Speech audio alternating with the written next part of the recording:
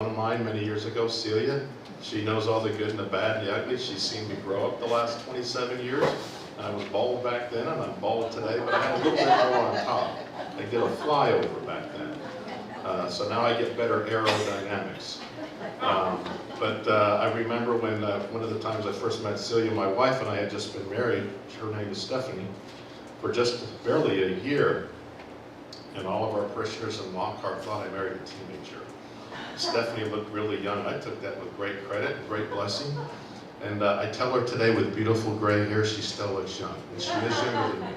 So, it is a privilege to be with you all. For some of you also, I serve as the chaplain at Westminster Winter Park, Baldwin Park. I've done that for moving on my 15th year. I was the first United Methodist clergy hired by Westminster. Now we have 22 communities throughout Florida and about 16 chaplains. We're the largest.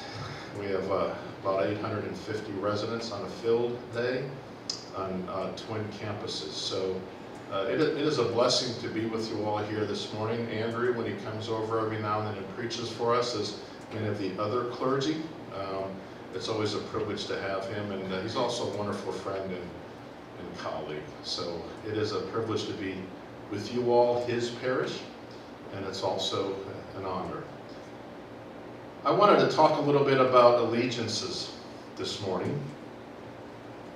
It's fitting that we look at that. Why? Because in a couple of days we're going to celebrate the birthday of our what? America, our country. And we do have a lot to give thankful for, do we not? I have been so blessed throughout my 14 plus years at Westminster to been chaplain and pastor to so many different people of different religions, different avenues of Christian faith, different traditions, if you will. And several of them, many of them have served in the military.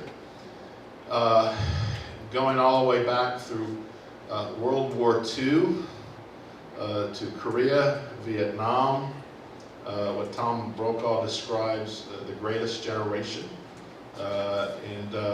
I have learned so much from them.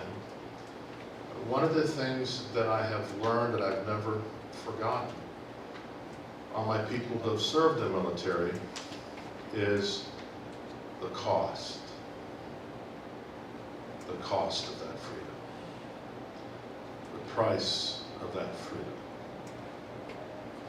We have thousands, literally, daily wanting to come into our country. And I'm not about to get into a political debate with us on that, but there's one thread that's greatly inherent in their desire, and that is to be what?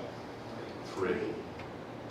I'm not going about the method or the mode of their coming, but there is one hunger, desire, craving, quest, longing, plea, and that is to be free.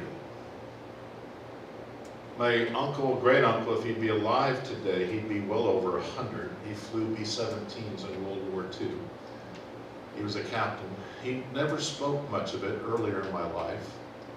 It was his later years that he started to unload, and I didn't know what I know what I know now about the mind and cognition and dementia, but he, I really believe, was living in dementia the latter part of his days.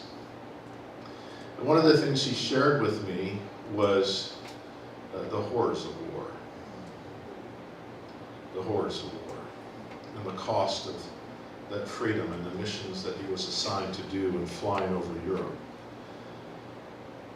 We have a great debate in our country, and that's always been about our future.